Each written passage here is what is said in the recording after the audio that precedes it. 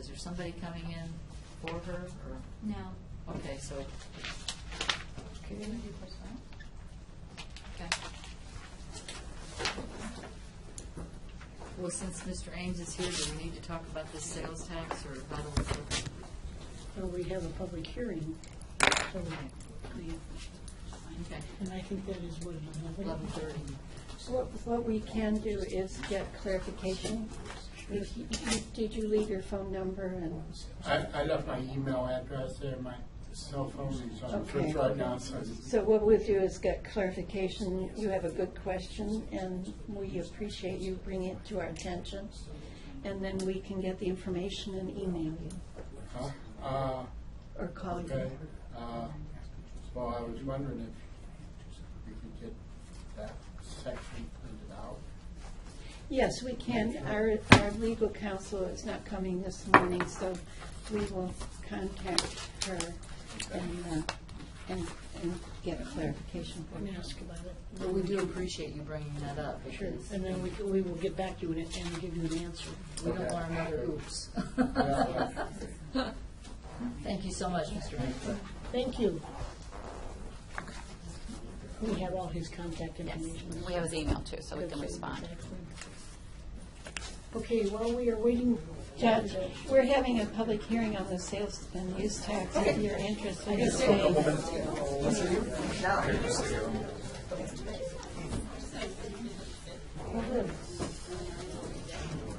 okay, we have some people that want to come in, I'm sure. Do they want to come in? Sheriff's out. Oh, good. Hi, Sheriff, good morning. Good morning. Just talking about filling up your spaces. Evidently, it must be pretty full this morning. I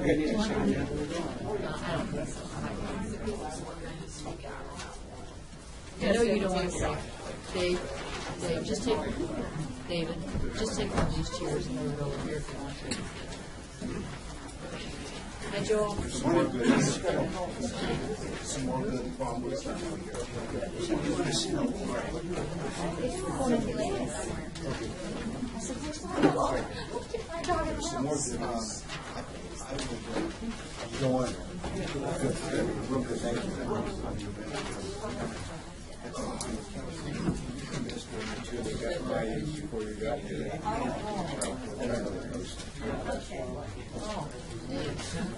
This is for you to sign. Get really concerned. Good morning, everyone. We are about to start the public hearing for the sales and use tax. I'm Maureen Frederick. I'm serving as president of the Board of Commissioners this year. Kathleen Chandler is vice chairman, and Vicki Klein is the other commissioner and board member. We'd ask you today to please sign in so we have a record of those that attended the public hearing. I'm now going to read the purpose of the public hearing. In accordance with the Ohio Revised Code 5739.026, the Portage County Board of Commissioners will hold two public hearings to hear comments on a proposed sales and use tax of a 1/4% for a 5-year period of time for the purpose of providing additional revenue for the general fund, as authorized by the Ohio Revised Code, Section 5739.026, parentheses, capital A, parentheses, 3. The Board of Commissioners pledges that the funds collected as a result of this sales tax and use tax will be expended to support criminal and administrative justice services, including, but not limited to, making payments to any public agency or a private nonprofit agency, the purposes of which include the diversion, adjudication, detention, or rehabilitation of adult or juvenile offenders. This is the first public hearing, and the second will be held on Tuesday, September 22nd, 2015, at 11:30 a.m. in the Commissioners' Boardroom, 449 South Meridian Street, 7th floor, Ravenna. I am negligent in introducing the other elected officials with us today, and that would be Sheriff Doak and Judge Lori Pittman from the Common Pleas Court. Many of you were in the room and might have heard her presentation on adult probation. Hank Gibson from adult probation and Kathy Coling, the director of adult probation, are also with us this morning. I would ask now, anyone that wants to give testimony is welcome to do so, but I would ask, I'm going to administer an oath right now, and just ask you to respond that you would accept this oath. Do you solemnly affirm, under the penalties of the law of perjury of the state of Ohio, that the testimony you are about to give shall be the truth, the whole truth, and nothing but the truth? Please respond, I do. I do. Thank you. Presentation of proposals, the Board of Commissioners. The proposed sales and use tax is for a continuing 1/4% or 1 penny for every $4 spent. It is estimated that this tax will provide approximately $5 million annually. The funds raised by the tax initiative are crucial to all departments being able to provide essential safety services for Portage County residents and employees. The anticipated use for the 1/4% sales tax increase for the first year includes the following: increased road patrol, approximately $400,000. That would be one position staffed 24/7 for the entire county, plus a vehicle. Increased staffing needs at the jail, $450,000. At the jail, there are corrections officers, and they are the ones that are charged with the care and the oversight of the prisoners while they are in jail. Immediately to remodel or to remodel the existing building for increased bed space, approximately $1.6 million. 1.2 of that would be for the remodeling, and $400,000 would be for staffing.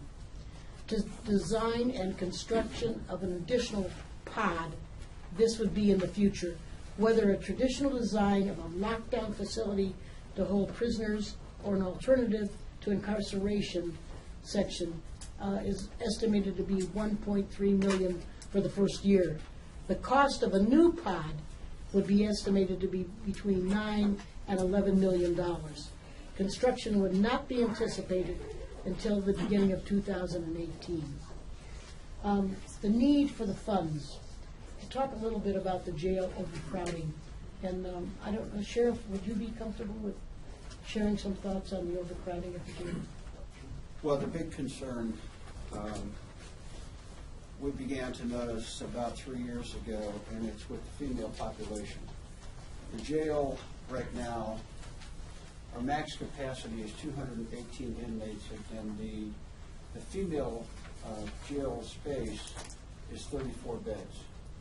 And we began to notice a rise in that number about 3 years ago, and it has steadily been on the increase. We could probably, if there were 38 females in there, there's, that's not that big a deal. We can usually work with the courts and get that number back down to 34. The judges have been very helpful in trying to keep those numbers under control. However, I have gone in there, one morning I went in, there were 65 females in the female ward. Another morning I went in, there were 73 in there. If this continues, if the trend continues the way it's going now, I'm going to walk in there some morning, there's going to be 100. We are just out of jail space. We have a staff there, the female corrections officers. There's a difference between the corrections staff and the deputies. The corrections officers are not required to have the training that the deputies do. The deputies have to be certified through the state. The corrections staff, the training is less. However, once they start, they do have to attend an academy within 1 year of their start date in order to maintain their certification to work in the jail. The other issue is that we have female COs overseeing female inmates. The female COs can also oversee male inmates. However, we cannot have male COs overseeing female inmates. So we get into a staffing problem as well. This trend has been on a continual climb, and we have been dealing with far too many females in the facility for a long period of time. That jail was actually built because of a federal lawsuit. The facility that's there now.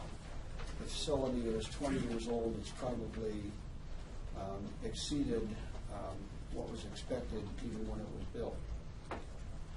Our concern is we need to do something to expand that female space and the number of beds there, or we're going to get into another federal lawsuit. So I have been talking to the commissioners a lot about that issue for the past year or two.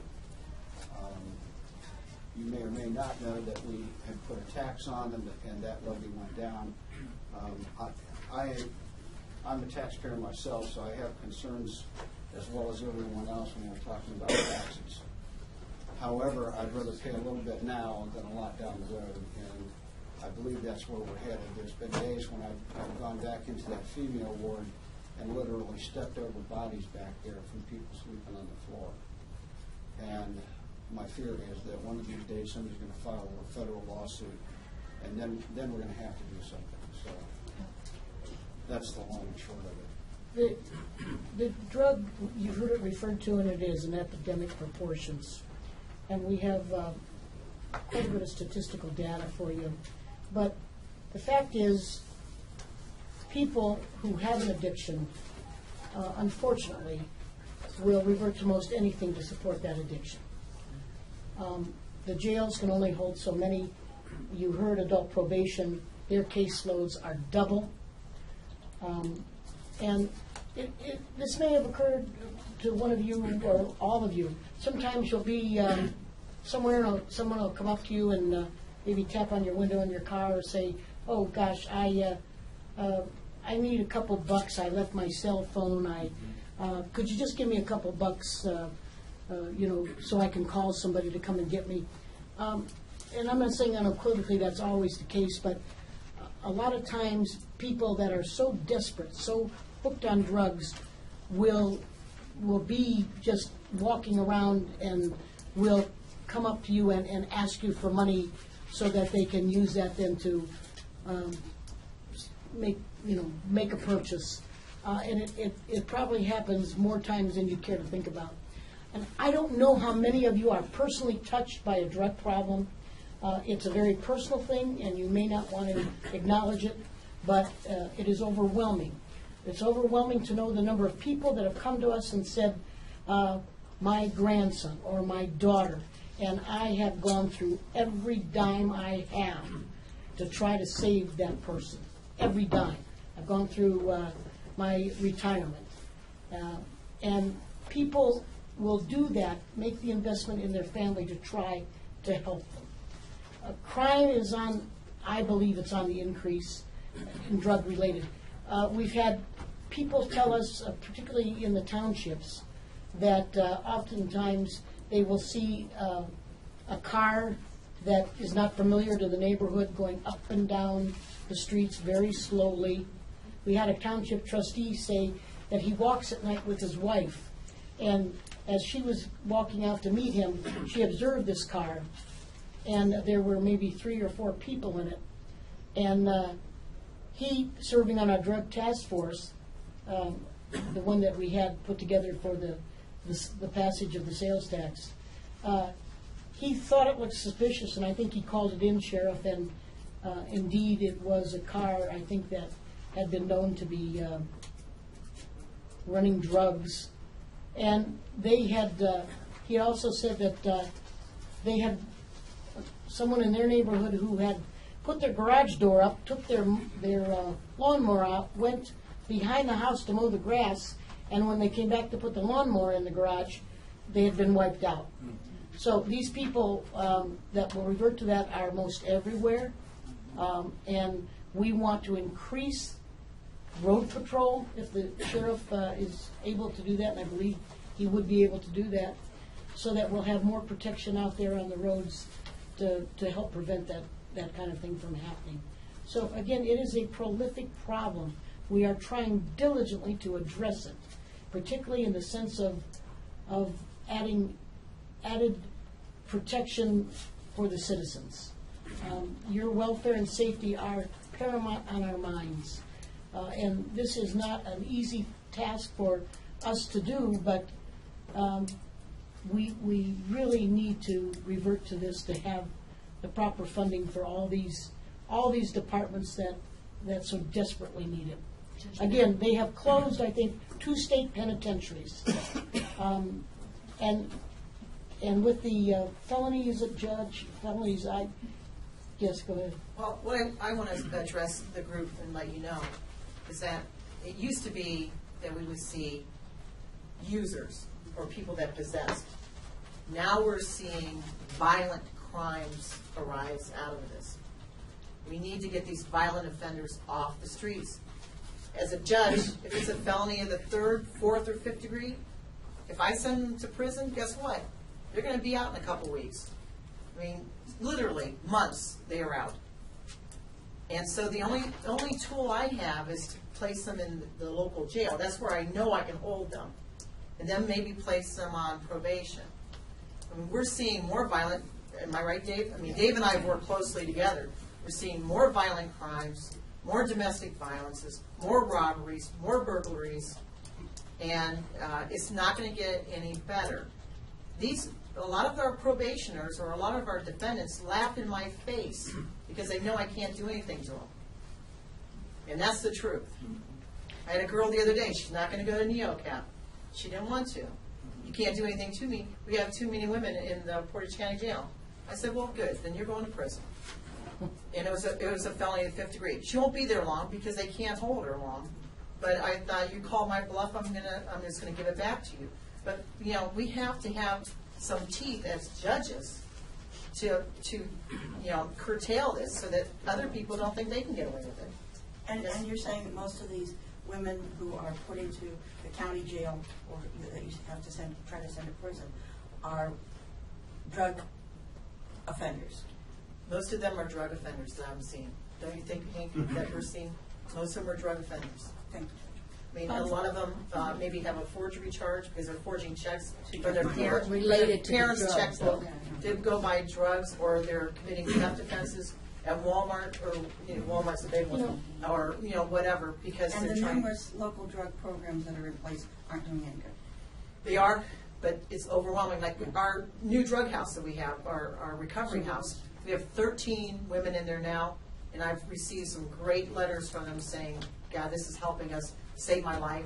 NeoCap is great, but they're not keeping our defendants as long as they used to because they're overwhelmed with the population. And again, I have been told, and I think Hank and Kathy can verify, most of the female people in NeoCap, which is a recovery house, a lockdown recovery house, are from Portage County.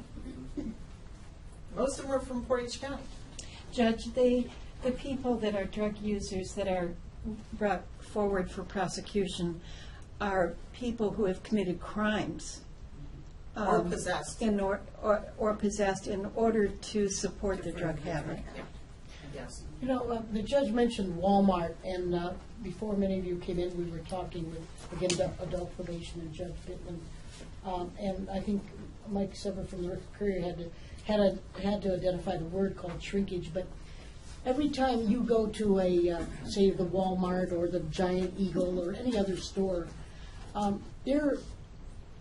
if they've been prey to people shoplifting or stealing, and again, that I'm making that association, a lot of that is predicated on maybe having an addiction problem, that cost is borne by you and me, because that cost on those products are going to go up, and you're going to be paying for that also. Absolutely. So again, it's just such an amoeba-like problem, and we have to do something to not only draw attention to it, but to combat it. And this is all, when we say criminal justice or we say law enforcement, it's easy to identify with an officer. a uniformed officer or a squad car. I hope I got that right. But that process involves more than that officer. That officer puts his or her life on the line and apprehends that person.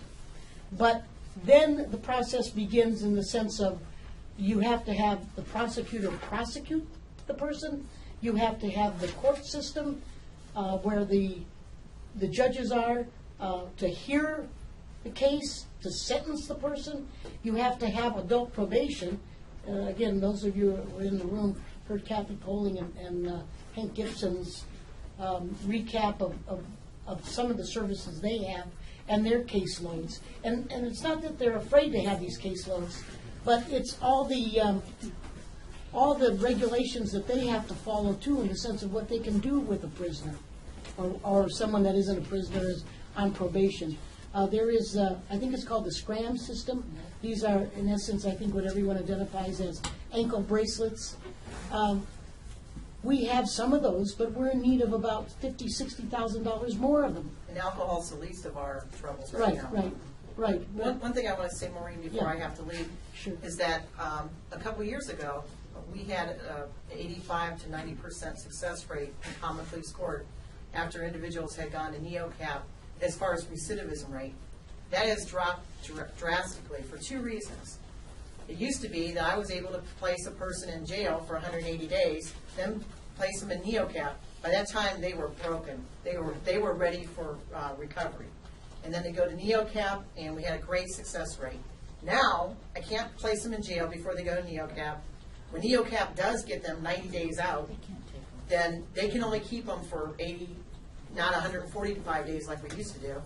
And so it's not successful. If we have the ability to place people in jail, get them dried out, unfortunately, but it works in the long run, break them down emotionally, that they're ready to submit to treatment, we're going to have a greater success rate. It's been proven. I mean, we used to be able to do it, but now, because we have so many, we can't follow that philosophy, and it's unfortunate. But one of the things we also know we have to do, we want to concentrate on, is providing more one-on-one counseling services for these people with addiction.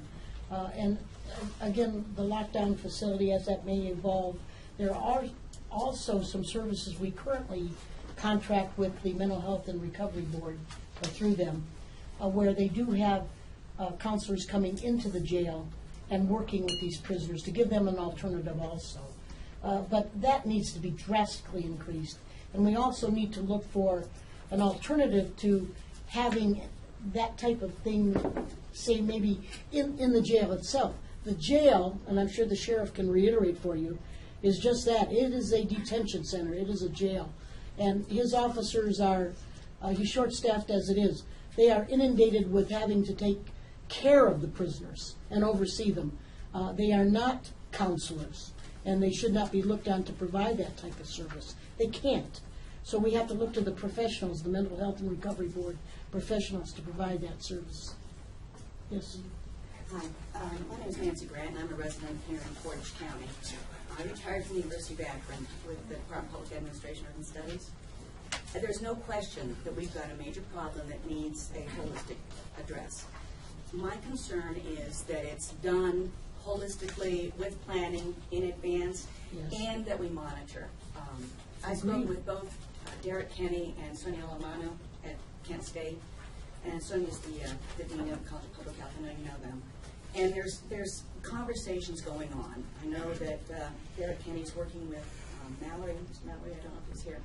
Yes, Joe. Hi there. On a holistic, comprehensive, holistic alternative. I have no question that we need some jail space, no question that people need jail time. Shock probation has worked. I worked with a student, we did a study on that. The recidivism rate drops dramatically when you have some shock probation. But we also need the counseling, we need the programs, et cetera. And my concern is that when I look at where you plan to pay the money, there's no comprehensive mix. There's no saying, okay, we've got this, you're with the committee, I know working with Derek on some stuff. And they're looking at what works. Derek's gotten a number of federal grants. Sonia's gotten over $5 million that I know of. And she's worked with health concerns in prisons and detention centers. She's got this history. I've known her for over 20 years. You've got this resource sitting here in Portage County that could really build a systemic, planned approach that incorporates, research findings along with it, which I think would give you a chance at external funding, because this is a national problem. It really is, and nobody's got the answer. And you've got this microcosm right here with a major university, with a major research center, with an outreach for the community. And if you put this together in advance, and then when you go forward, you've got your plan in place, and you track what's working and what's not, and you can shift your resources. Well, there's And no that's reason what I it can't see. go forward, and those are the type of things. But I want to see this in place so that I know that my money is going to make a difference. That's what I care about. Because in my family, do I have this problem? No. Do I have a friend that is marrying into a situation where, her daughter-in-law is in fact a user, is an addict? What the heck they're going to do? She has no idea. So it touches all of us. Yes. But again, I don't want to see, a building and cars on the road and not knowing what difference it makes. That's where I'm at. And, you're right. They need that shock probation. They need to understand what prison is and say, yeah, I really don't want to be here.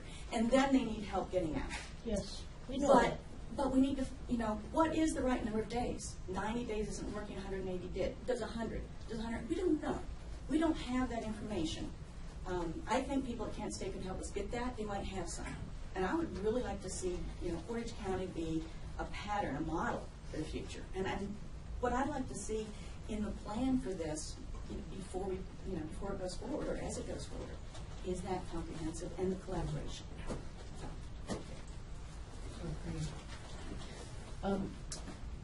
We have some other areas to address first, and we will. We're going to divvy that up here. And then, again, you're welcome to make, and we really want you to, comments or recommendations to us, and we will heed them. The coroner did supply some statistics for us. In the last 10 years, there have been approximately 128 deaths in Portage County due to drugs. Beginning in 2012, the number of drug deaths has increased each year. In 2012, it was 15. In 2013, 22. In 14, 27. To date, this year, there are 15. The heroin deaths are the most dramatically increased from 2012 to 2014. There were 45 heroin deaths since 2010, 38 in the last 3 years. In 2014, there were 18. Let me share with you, not a story, but Judge Oswick, one of our muni court judges, had told us in one of our meetings, she had either someone appear before her, or it was a result of someone driving on Interstate 76, and there were two passengers in the car, the driver and then the passenger, and they hit those, whatever those things are. Construction bridge. Thank you. And I don't believe both of them were killed, maybe one was. But when they walked over to the car to extricate him, get him out, there was a needle stuck in the arm of the driver. So the point being that you don't know at any one time the effect of drugs or who is on drugs. And we all need to be very, very aware. Kathleen, do you want to talk about the... Yeah, a couple of things. One, the number of felony drug prosecutions, cases filed for each year are listed in the packet that you received, but I'd just like to point out that in 2005, we had 258 cases, but in 2014, we had 587. The other thing that I wanted to mention is that we have more deaths due to drug overdose than we do due to traffic accidents in Portage County. we do have a crisis on our hands. We have to ask ourselves, how many more break-ins in our home should we tolerate? How many more thefts? How much more do we have to pay at the local store because of thefts before we take action? And so we do consider this a crisis. The comment that was made concerning our anticipated expenses, this was stated as being for the first year. We have to make provisions for an increased female population at the jail, and we do have to increase the number of corrections officers as well as the road patrol in light of the kinds of break-ins that we're having. This is a 5-year proposal, and so part of our proposal and plan is to address the addiction in ways that are different than what we're doing now, because what we're doing now is simply not working. So we believe that we have a really great network of social service workers and agencies that provide the kind of counseling that people need. One of the most recent things we did was to support a recovery house where people who leave the jail who have had counseling, I believe they're still not quite ready to be free of drugs, can go to the sober house where they get the kind of support that you were talking about and that we need. So we're fully aware of the failure of what we're doing now in terms of making a difference, and of some of those things that we can do in the future. And since this is a 5-year levy, once we meet our requirements for providing space in jail for those who actually commit crimes, and we're obliged to put them in jail, then we can be much more flexible in looking at future plans in terms of trying to get the kind of counseling and help that people need to get off of the drugs. So, One thing that I overlooked mentioning to you, and I know the Sheriff Doak is a strong proponent of the Drug Task Force, which is very good for all of us. And I think this was maybe as of 3 months ago, the Drug Task Force had taken $6.5 million worth of street value drugs off the streets.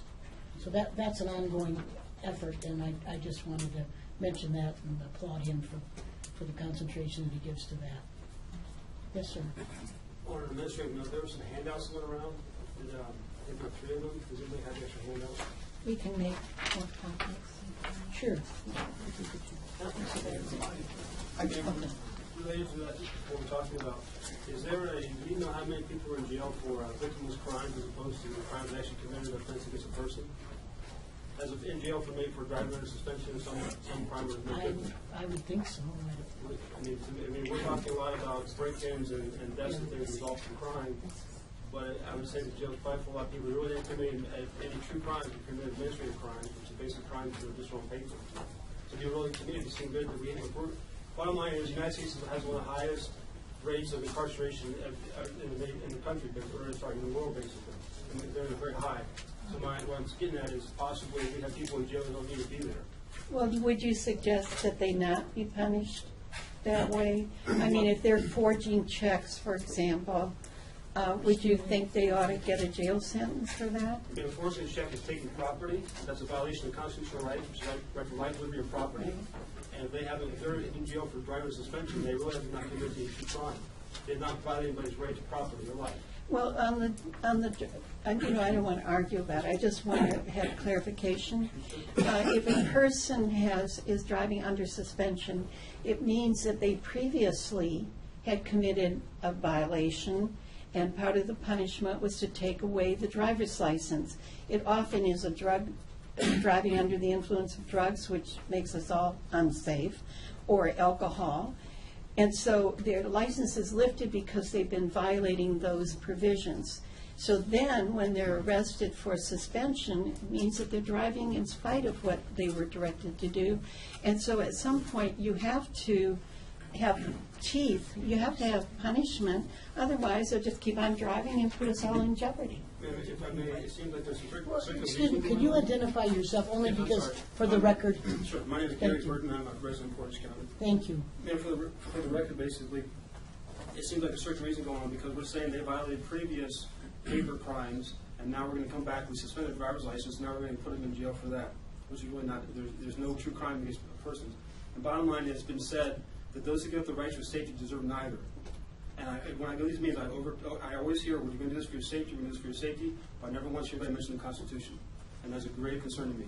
And if we do the math, these numbers, we're talking about heroin deaths, I did the math. Basically, if you just take the same statistics and we multiply it out across the country, we have about maybe 60,000 deaths a year from heroin. Taking 13 a year in Portage County times 88 times 50 for the country. Again, do the math, it's 60,000. If we look back the last 100 years, and from 1900 to the year 2000, if you look at those numbers, what do you think is the biggest threat to people? Who do you think killed most people? Government. Government killed the most people. Our biggest threat is not from heroin, our biggest threat is from government. And again, when I go out and talk to businesses, they have two concerns. Their biggest concern is the fact that they are looking, they cannot get people to work. That's their first concern. The second concern is government regulation. So businesses, small businesses drive this country. It's not the big businesses. So my concern is that more and more government regulation, more and more taxation is driving people out of business. Thank you. Vicki, do you? Well, I just wanted to comment on the children. I mean, this is, Thank you. this drug epidemic that we have. I mean, it's like a pebble in a pond. It affects so many people that you don't realize. And the children, currently there are 180 children in agency custody. I've heard some of Dave's men say, we have to pull the children away from their parents. They're hanging on to their legs, and they have to take them to jail. I mean, to me, that would be heartbreaking to have to do that. They're in agency. They're taken away from their families. This is an increase of at least 55 children as compared to this point in time in previous years. In the past year, our expenditures, this is children's services, have increased by over $1 million as a result of the higher number of children in care. And I mean, this is something that we're not talking about people dying, just the children being placed out of the family. And we're trying to reunite those, but obviously before we can do that, the parent has to be a fit parent.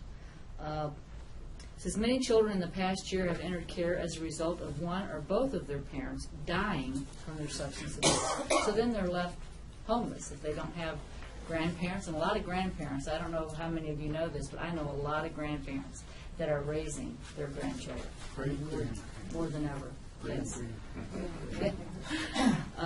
Relatives are frequently accepting the children. If grandparents can't, maybe a sister or brother. But, this is impacting our caseworkers on this. I mean, people that deal with this, like Hank and Kathy had to leave, I guess, but I mean, they see this every day, and it just affects so many more people than most of us realize, because if you're not in the system and seeing it every day, I mean, Hank, could you give us those numbers again about the urine tests now that we do? Oh, we do about 105 a week. A week.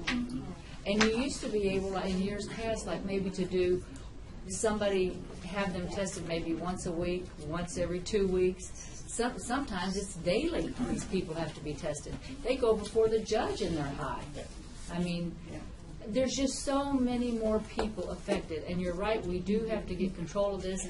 Eventually, what we're hoping to do is to get in front of this drug problem. Right now, we're right in the midst of it. But we have to educate these children from the time they're this high. I mean, they have to be educated and know this is bad, because when they see these people making lots of money, I mean, they're children. And the way out of poverty sometimes is to sell drugs. Folks, we got to get in front of this problem with our children, because that's our future.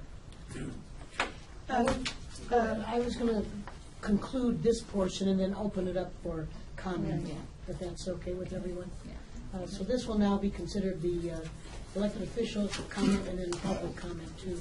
I don't know if, Sheriff, you have any other comments you'd like to make, and then we'll open it up to the general public. Other than the fact that, again, we need to do something. We're going to be involved in a federal lawsuit very shortly if we don't expand the jail space. I can see it coming. And if that's not the case, I would be shocked. We just cannot afford to have the numbers of prisoners that we're having there now. We don't have the staff for it, we don't have the resources. It's already costing the taxpayers money in overtime. Something's got to be done. And that's going to take away our choice. I mean, they're going to choose for us. Yeah. They're going to tell us what to do. Oh, yeah. They come in and they just say, give me the checkbook, and then we'll all pay dearly. Two things that I've been asked to do, again, please, when you make a comment, identify yourself, and it's for the public record. The other is if you could speak loudly so these microphones can pick it up, because it is being taped. So, go ahead, yes, sir. My name is Gene Mills, resident of Rootstown. I sit here and listen to this. I've been exposed in some of the boards, mental health and recovery board, since 1979. The need in this county has continually increased. But if we go back in true figures and look at it, what it was 5 years ago, what our problem is today, it's minor compared to where we're headed in the next 5 to 10 years. What we're talking about here today is baby steps to where we as a county need to go and will be required to go out of desperate needs over the next 5 to 10 years. What the facility is desperate today. But we've got to get started, and started soon on the future. Thank you. Thank you. Yes, Mim? Mrs. Yes. Cherry wanted to speak. Yes, Mim, go ahead. Please. Hi, my name is Mim Cherry. I'm a parent of a young man who has been in the system probably for about 10 years now due to heroin addiction. If it wasn't for the Portage County Jail, I believe my son would be dead right now. And it's a sad statement to say that the jail is a safe place to be. We as a family have done everything to support his sobriety. And unfortunately, it's a disease that has just taken over the minds of millions of people across our country. And I think expanding the jail is a good place to start. But I think we need to tell our community that this is just a start. We need a very comprehensive program. We can't just put them in jail and then put them back out in the street. There needs to be transitional programming. Even with probation, everyone needs to communicate. My son was just doing very well for a short time. The system failed him. He failed the system. And he's probably going to wind up either back in jail very soon or in prison for a very low-level crime. But until we get a comprehensive program going here, you're going to see this recidivism. It's just going to go on and on and on. So let's expand the jail, but let's expand our services after jail. Think about instituting Vivitrol so that when they get out, at least they've got a jump start. Understood. Thank you. Next one. Oh, yeah, yes, sir. My name's Jeff McCarty. I'm a resident of Portage County in Garrettsville. And I agree with a lot of things that Dean said here, but I should have asked the judge when she was here, is there any way that we could send these people to the halfway house instead of the jail? They're doing that sometimes if they can. Yeah. We do have it's called sober house. Right. And there are a couple sober houses, I guess, or is that called a third tier house where, as an alternative to jail, people can go and get help. But they have to be committed to wanting to get that help. And it's really under the judge's purview, I think, and the law. You heard the judge talk about the various felonies and whether she can send someone to jail or she can't. And Hank maybe can speak to that better in the sense of what offense means mandatory jail and what doesn't. But there is some latitude, and there are some services we did provide funding to the tune of, over a 10-year period, it'll be $250,000 to buy so many beds at Sober House in Kent. And that's going, I think that the potential there is 22 or 25 beds. And I think the judge said this morning, there are 16 people in that program right now. There's also Root House out here in Ravenna. So there are some alternative programs, if you will, to jail. Again, at the discretion of, in a lot of times too, it's the prosecutor as to what charges they bring against a person. So it's, you know, Each there's case just is so many different. entities involved. Yeah. But we do know unequivocally that these, I guess I loosely call them support services, the counseling, the thing that Mim just talked about, that has to happen. Otherwise, you're not going to break that pattern. We, about a month ago, 2 months ago, we sat with, it happened to be, I think, 6 or 7 women that night, but many of them had children, adult children, who had some form of addiction. And listening to them say what really works, it's like a lifetime of rehabilitation. It has to be. You have to have all those services available to them all the time if you're going to break that pattern. And one lady's daughter was a Fulbright scholar. Yeah. You know, I mean, that's quite an accomplishment. And maybe it was, I don't know, pressures of being a student or that kind of pressure that got her to the point where she became an addict. But that had been going on for 4 or 5 years. But they were seeing the light at the end of the tunnel with her daughter. But it was because of these comprehensive services, making them available all the time. Kind of an open door policy. The only way you're going to break that. One more thing, do they Yes. have any sort of Bible study program at the jail? Do you know? Yeah, we do. Yeah, they do. But keep in mind, that's a jail, that's not a mental institution, it's not a drug rehab facility, it is a jail. And we are tapped for resources there. So anything that we can try to do, programs that we have in place trying to help folks, we will, you know, accommodate that as much as possible and do it. But by default, we have turned into a detox center and a mental facility. It's a jail. There needs to be outside treatment when people Yeah. leave there. You know, that just needs to be done at some point. This heroin epidemic has overtaken Portage County, the state of Ohio, and the nation. It is a serious problem, and it's in our face 24/7, 365. Yeah, Probably 80% of that jail population is there because of an addiction and trying to feed the addiction. I know you're saying my relations are in the same boat. Yeah. They need some kind of halfway house. Yeah. Yeah. Thank you, sir. Thank you, sir. Yes, sir. My name's Terrence Litvanky. I'm from Burnfield Township. Yes, sir.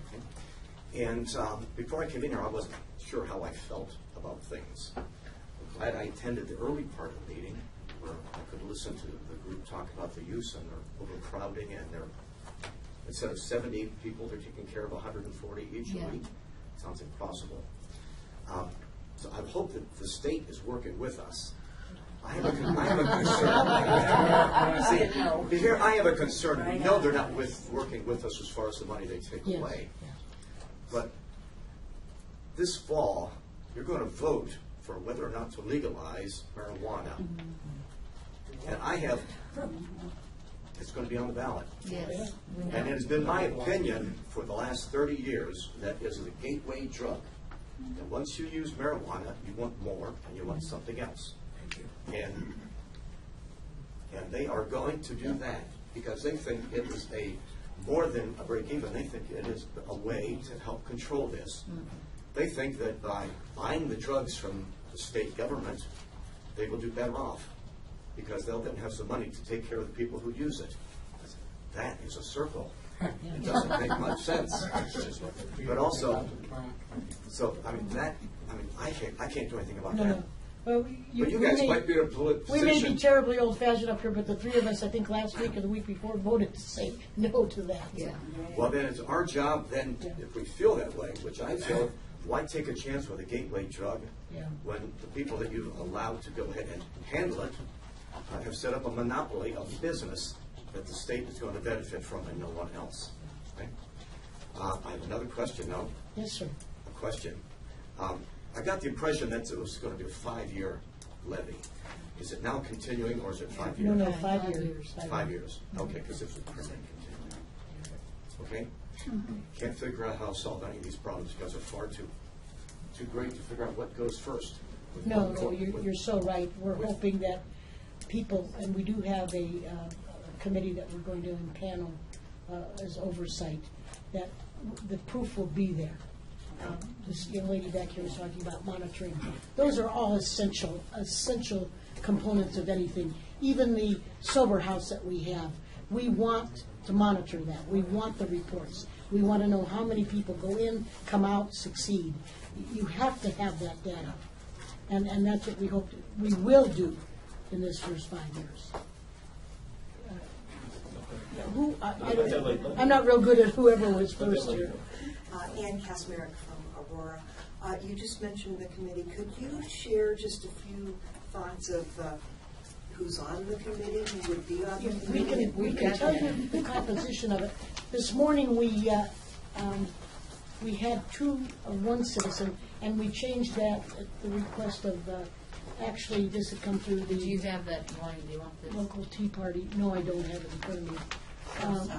To increase the citizen to 2 citizens. I know that isn't many, but, I'm trying to We're find. going to have one commissioner on there, one judge, the prosecutor, the sheriff, one township representative, one city, village representative, a representative from Mental Health and Recovery Board of Portage County, 2 citizens at large, University Hospital representative, and Department of Budget and Financial Management Director. That's going to be the oversight committee. Oh, and how do citizens volunteer, or how do they get involved? We haven't gotten to that stage, but we will make it an open process and ask people to, I hate to use the word apply, but some sort of formalized process where you can request to be the citizens rep. And again, while we're going to ask representatives from the townships, people are tired of hearing me say this, but 52% of the population in this county lives in the township. So I think that's going to maybe shake out in the sense of maybe a township trustee, but that doesn't preclude that there might be someone within the township, you're still a citizen, is what I'm trying to say there. So it's going to be an open process. And I think that most of the meetings that our government meetings are open to the Yes, public. absolutely. So we can publish and put online Yes. when those meetings are occurring so that anyone who wishes to come can do that. And hopefully the committee would allow comment and Oh, absolutely. input. That's essential. I'm Okay. sorry. I just like to make a recommendation Your that name you again? have somebody from. Oh, your name. Oh, Nancy Grant, I'm sorry. Did this earlier, so I forgot. Nancy Grant, Edinburgh Township. I'd like to see somebody from Kent State on that, just so that we can continue to bring the cutting edge information onto the table, back and forth. And that's just a recommendation, a suggestion. Specifically, From the College of Public Health, you've got a number of faculty. Well, we also have University Neomed, and we have Hiram College, so, we may be But able yeah, to you might work want to look at the combination of what's going on. Yeah. Perhaps a number of people. higher education. Yeah, exactly. Yes. Well, first of all, Commissioners, thank you, because I'm here as advocate. Frank Harrison from Ravenna Township, advocate for our children.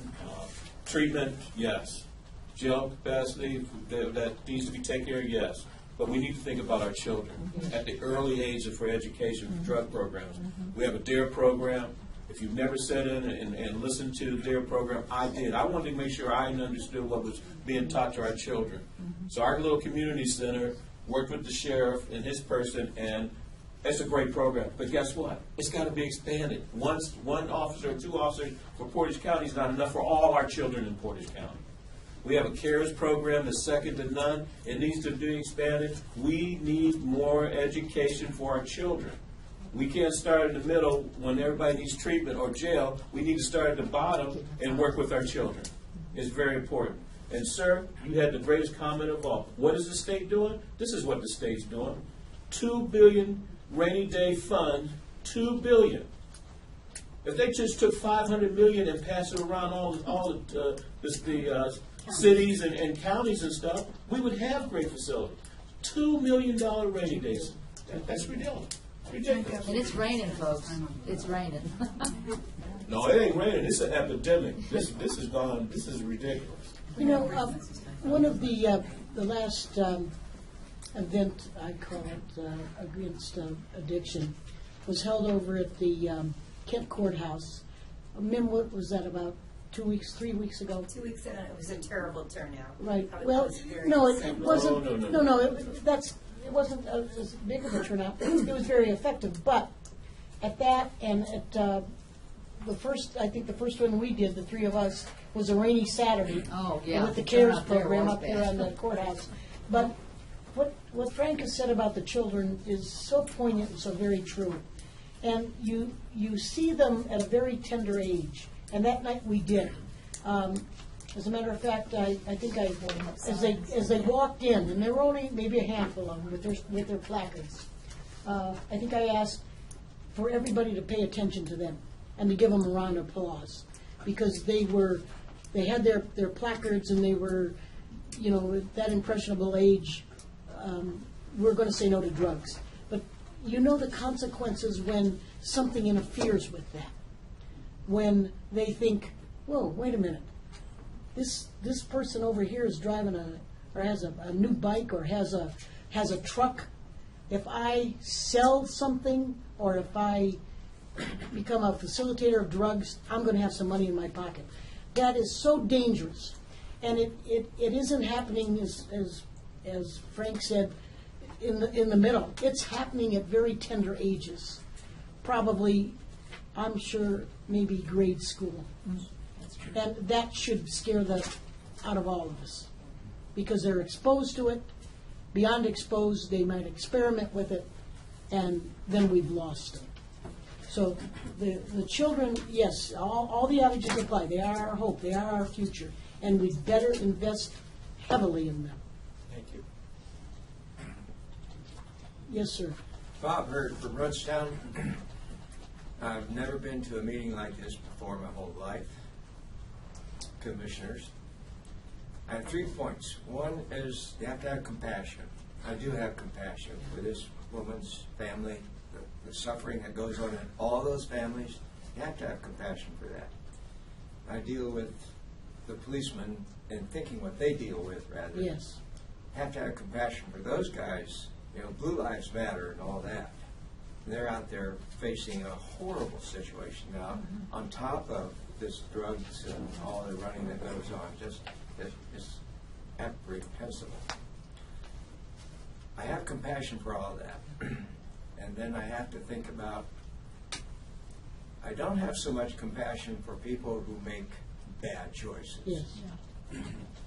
I spend every day guarding my choices so I don't make a bad choice for me or my family, because we can all die if I make bad choices or wind up in horrible situations. So bad choices come about for a lot of reasons, whatever those are. Innocent people are always hit along the head because of others' bad choices. But my third point is to have a county agency dictate a tax increase is a travesty. This year, 25.25%. This problem, crime has driven society's approach to life forever. Crime is driving how many dollars you spend, and it's going to get worse. So my point is, you have the letter of the law to support your mandate of a tax increase. but you don't have the spirit of America to do this. Now, Maureen, you voted against this tax increase once. Then you changed your mind on the second time. I believe that's correct. So no taxation without representation is an absolute now and forever. So if you put it up on the ballot and it fails, well, we all suffer. But all these grants that we're getting that we spoke of today, where's that grant money coming from? Tax dollars? Right or wrong? Philanthropists. Yes. Some philanthropists. Mostly, what? Tax dollars. So it's a lose-lose. In conclusion, in order to make good judgments for my family and my finances and to stay alive also, I will have to leave Portage County to make all of my taxable purchases. At Hartville, Alliance, Summit County, whatever it takes, I can do it, and I will. And all of my friends are saying this. Thank you. Thank you. Yes. Yes, sir. I'm Brian Ames, and I reside in Randolph Township. Ricky, you mentioned grandparents raising their children. My neighbor is raising her great-grandchild now because of drugs, and we're like, going over and helping them.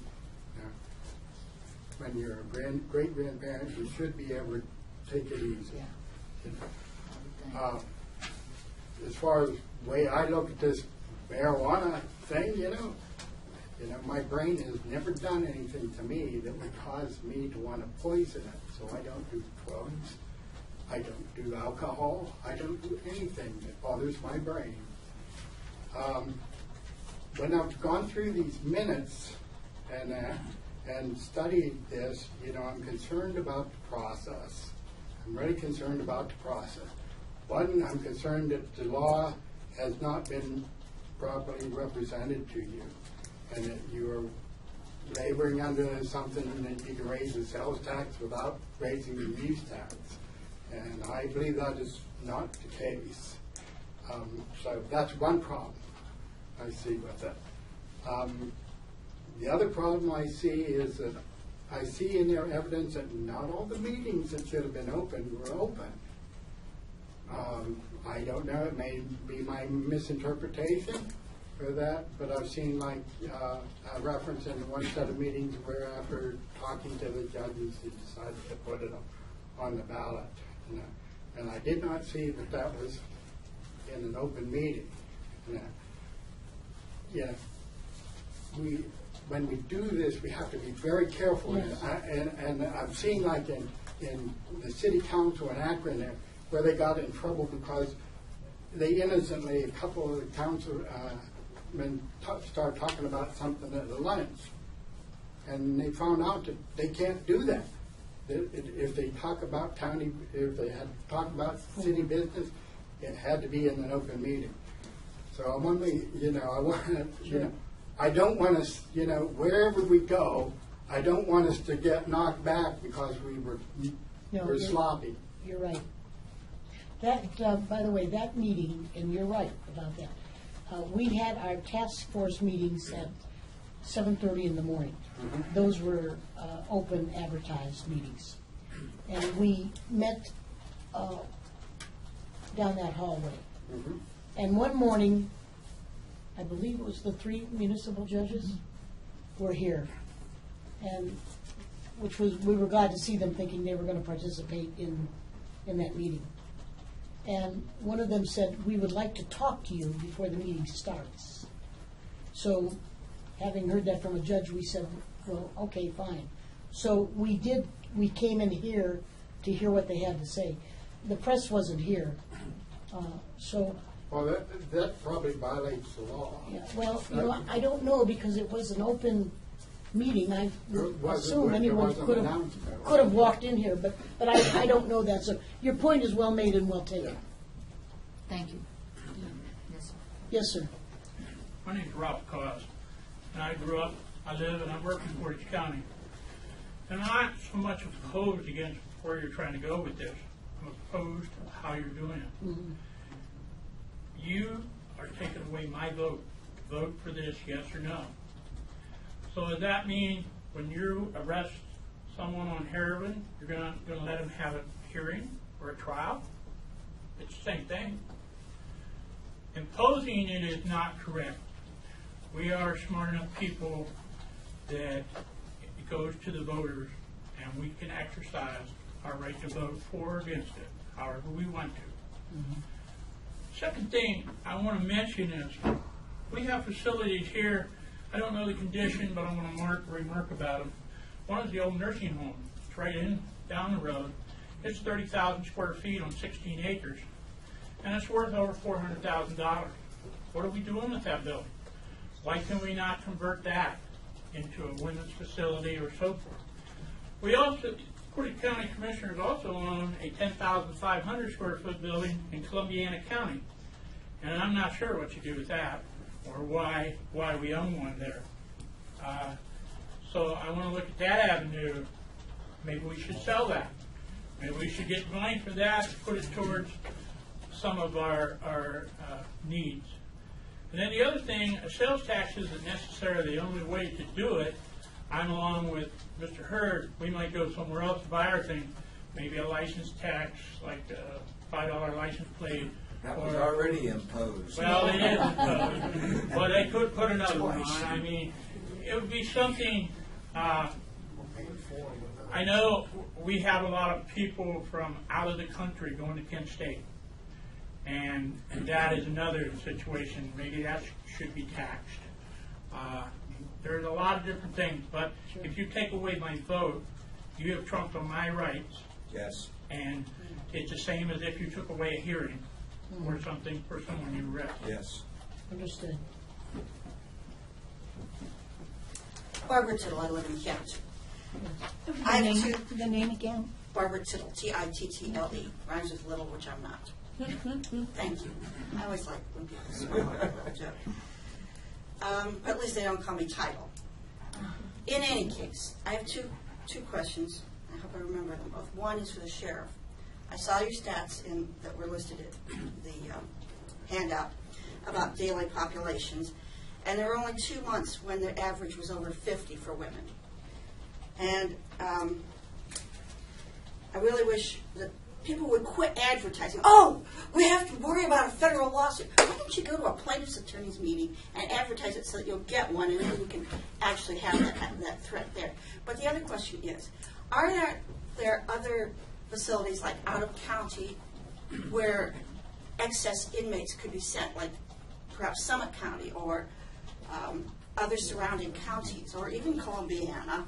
I mean, I've seen that in other situations where excess inmates are sent to non-county jails, because maybe it's only like 30 or 60 days, and they could house them for a while, and then we wouldn't have the excess population. I'll wait for an answer on that one first. Are there other facilities? There are. We have looked at that. And it's expensive. Is it more expensive than building a new jail? I doubt If it. the numbers continue to go the direction they are,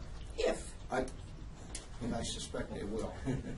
I think in the long term, we would be better off to have a facility here. And your question is well taken. It's something we've thought about and looked at. But it hasn't been addressed as much as, we could be subject to a lawsuit. That's brought up in every single article about this tax. And I'm sorry I forgot my other question. I'll have to wait until I can. Thank you. You're welcome. Yes, sir. In response to Nancy's thing, I volunteer at the John County Jail, and there are a lot of, my name is John McCarty again, from Portage County, and I volunteer at the John County Jail, and there are a lot of inmates there from Coyote. I'm not really sure what the cost is to John County, though, to help with the inmates. Thank you. Yes, ma'am. Quickly, Barbara Tittle from Kent. My other question was about, I know that a couple of the articles have said that a significant amount of money, tax money, comes in from Aurora Farms. and particularly for people who are not from Portage County to come to that facility, which is very popular. Do you have any estimate on the amount or the percentage of our current sales tax which comes from Aurora Farms? You know, I don't know, as though, I think the auditors told us, the state does not break it down by jurisdiction. We can check with her, but I don't think Could you, they, and if you get an answer by the next meeting, I'll be here. I don't think they do break it down by geographical area. Well, someone must have had something that they based that on to say that some large amount comes from that. And the other question on apportionment of the tax was, I know a couple of the articles have said that it would not apply to car sales in Portage County. And how are we going to, how is that going to be enforced? I think it would. This article, in this most recent article specifically said otherwise. Yeah. Yeah. I printed it out. Mike? Yeah, that was a statement by the assistant prosecutor at that time, which I quoted. Under this conversation from Mr. Ames, we checked the sales tax doesn't apply, but the use tax portion of it does.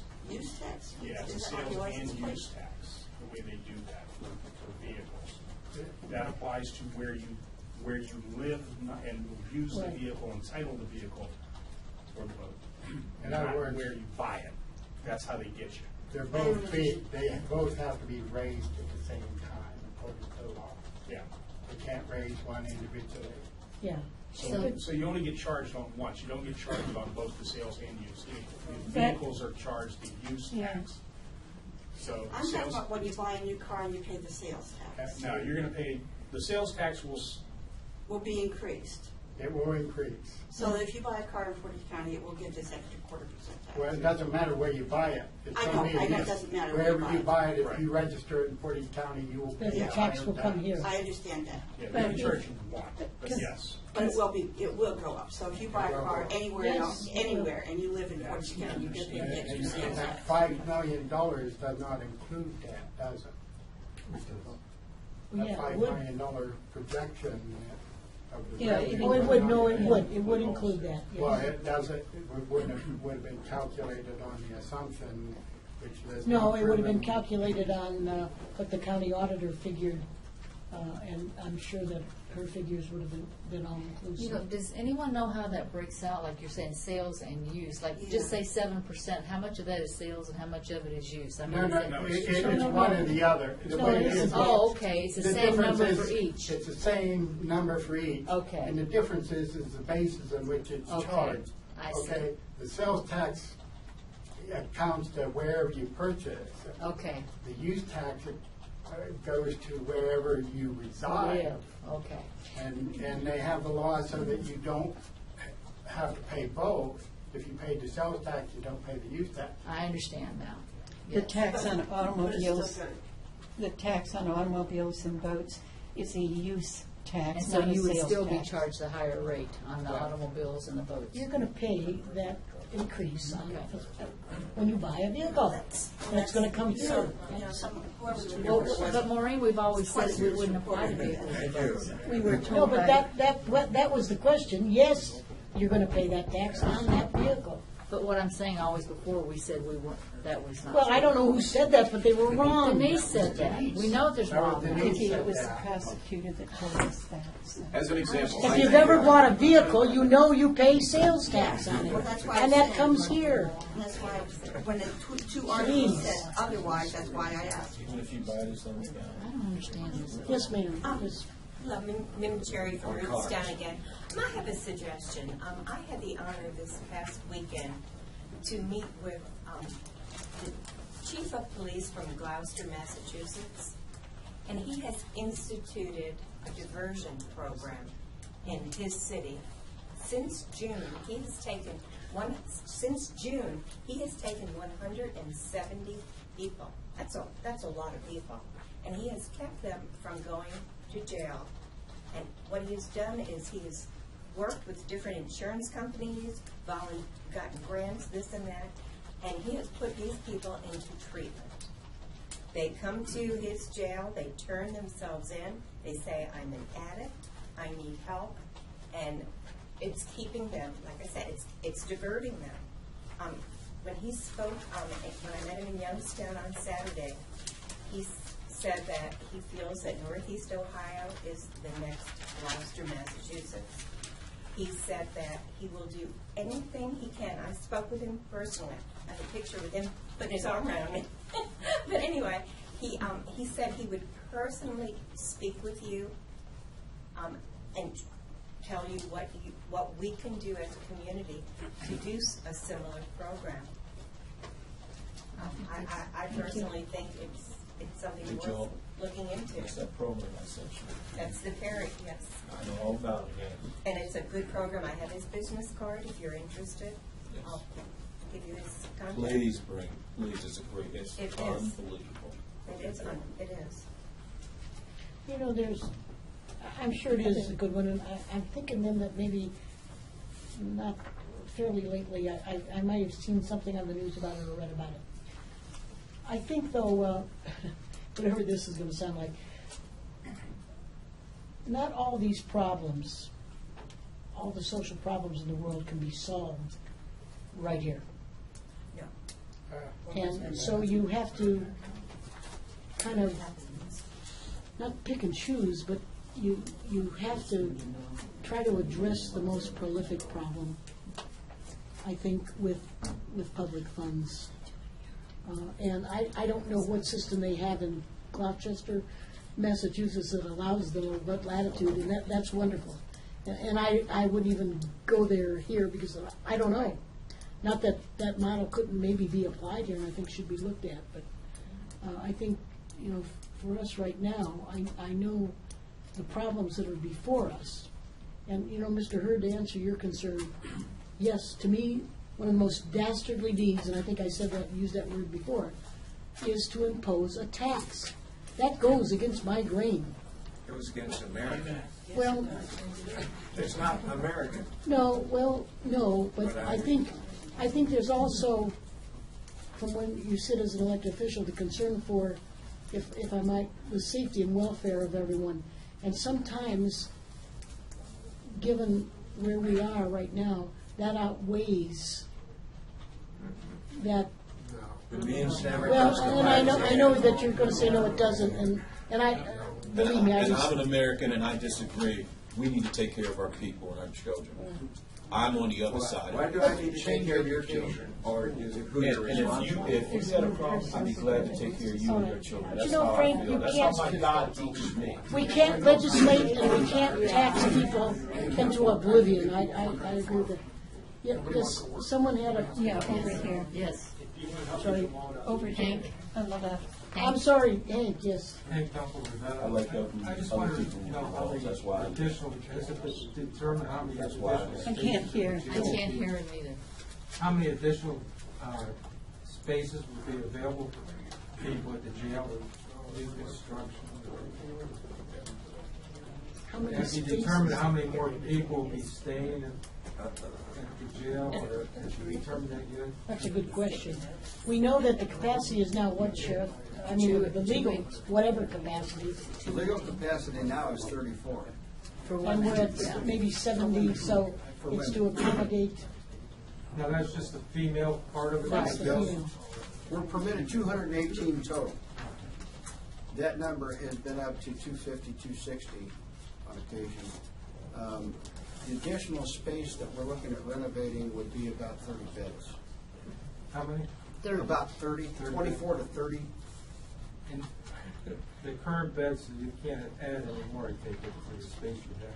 You know, Hank, there are also, I don't know if you've been out to the jail, and I don't know, Sheriff, if you, I don't mean allow tours, but the building is, as the sheriff said, is what, 20-some years old.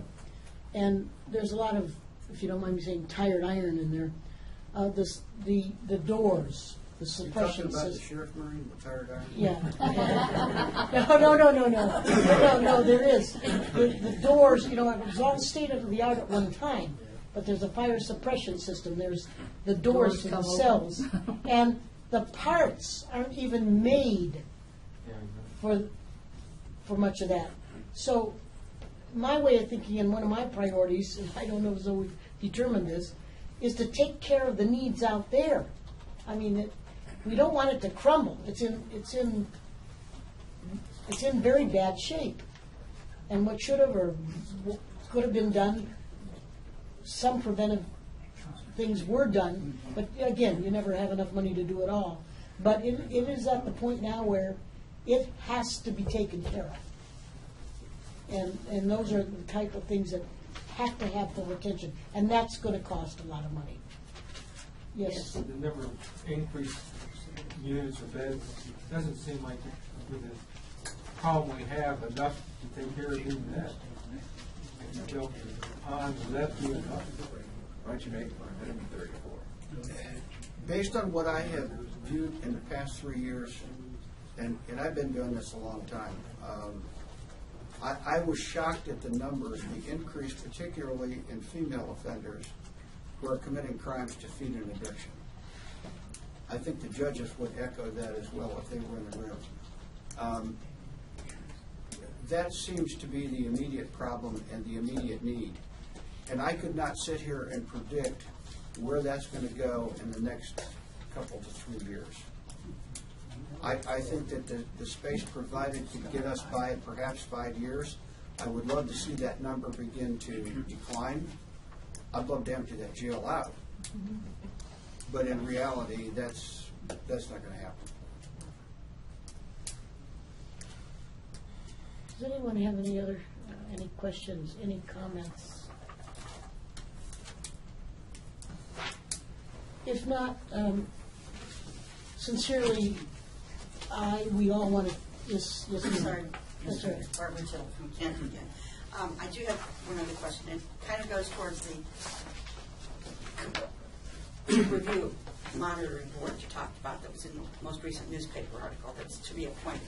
Will there be an accounting overview specifically how each of the money was spent? Because this is going into the general fund and that can be used for anything. We know that, and that's why we're taking the steps to have this committee, to make it public. Yes, there will be reports and we'll be responsible to provide all the answers to all the questions. That money is not going to be squirreled away somewhere else. It would take It's not going to go for new furniture at the courthouse. No, you know what, it would take, let me tell you this, a judge can order anything they want. A judge can order anything they want. If they would order that, we would be hard pressed, or we would be residents at the jail. But I don't think any elected official would purport to do that or dare to do that. Not with what's going into this. Not with the. Well, hopefully not. No, hopefully not. It will not happen. May I comment also?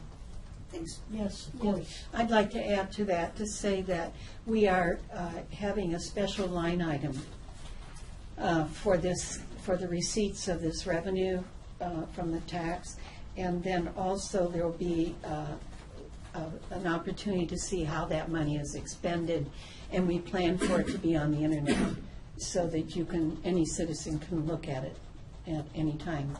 So it will be earmarked by us. The Board of Commissioners are the appropriating authority. The buck stops and starts here. I'm never going to vote for one of those dollars to go for any other purpose than what it's designed to do. Thank you for your passion. Right. Now, again, if a judge orders it and says that money will be spent for this, then you get screwed over. Well, no, it wouldn't necessarily come from this tax increase because that will be earmarked. What would happen if the judge ordered it come from the rest of the general fund money instead? Well, but it's all pooled, you're right. Is it going to be in a jail cell? Yeah. You know, again, I don't think with the fact that the judges came here and pled with us to impose this tax, they'd better not ever even suggest that. Thank you. It's just my whatever.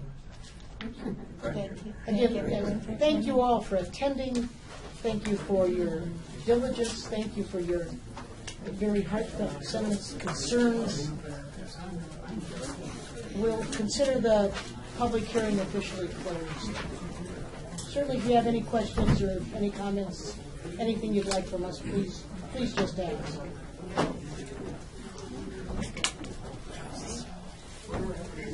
we have a 1 o'clock item? We should have, take a break. Yeah.